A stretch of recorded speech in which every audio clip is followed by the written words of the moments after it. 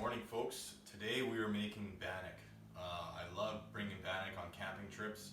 It's super easy to make, it's dry, it doesn't have a ton of ingredients, so it's the perfect food that's great for breakfast, lunch and dinner, and there's a ton of different ways to do it. So what we're going to do today is I'm going to show you my basic recipe and we're going to go over what you can add to it to kind of suit it to your needs. So 6 simple ingredients. So just regular flour. Over here we have a teaspoon of sugar, or salt, a tablespoon of sugar, and a tablespoon of baking powder. If you like a fluffier bannock, then you'll probably want a little bit more baking powder. And if you're adding salty things like jerky, you're probably going to go with a little bit less salt. But that's basically it. So as with any baking, we'll mix our dry ingredients first. So flour in the bowl first. And then I'm going to dump my salt, sugar, and baking powder in there.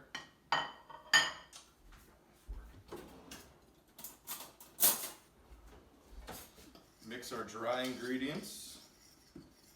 And this is what I would bring in a bag.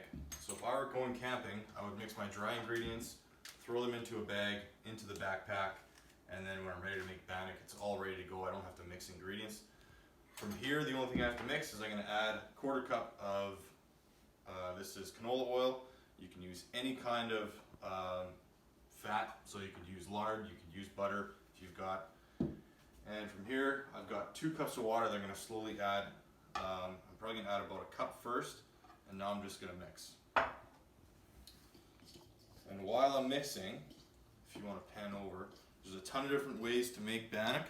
We're going to make traditional, just regular fried bannock, but we can also add a ton of interesting ingredients. So one of my favorites is I've chopped up a little bit of homemade jerky, and I'm going to add that to some of my patties.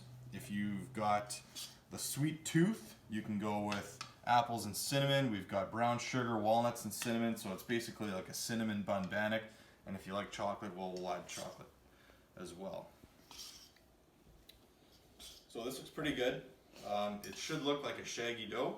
And once it's done,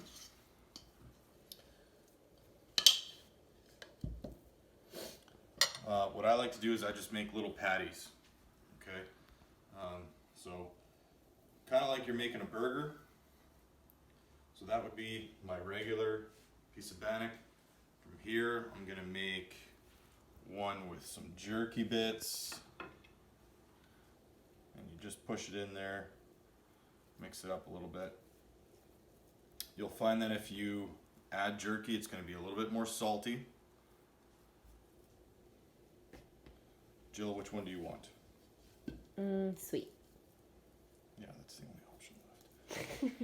All right, so we're going to make our cinnamon bun style. So we're going to add some brown sugar, some walnuts, and some cinnamon. So same thing, we'll just mix that up.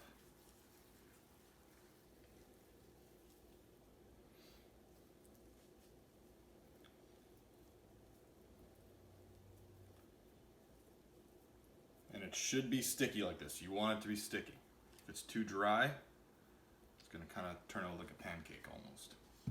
Okay, so now I've got a frying pan with a little bit of canola oil in it.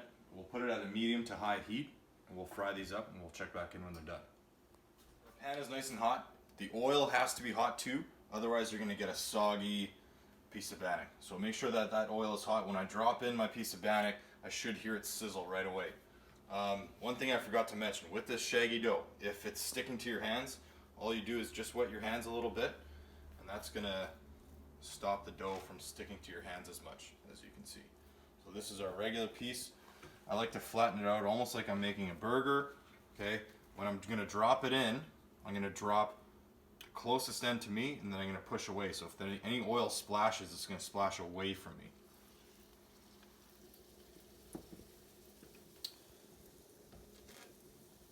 And we've got our cinnamon bun style.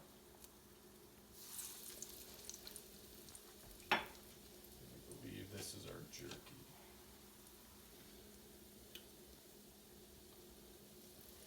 So it's going to take a little bit longer than a normal pancake would. It's very dense. Going to take about 5 to 7 minutes, and we'll check back in when it's done. Alright, so as you can see, these are about done. You'll see them rise a little bit.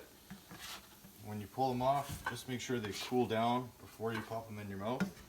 If you were camping, you could also grab a stick or some kind of long object, and you can actually wrap the bannock around the stick and cook it right over the fire.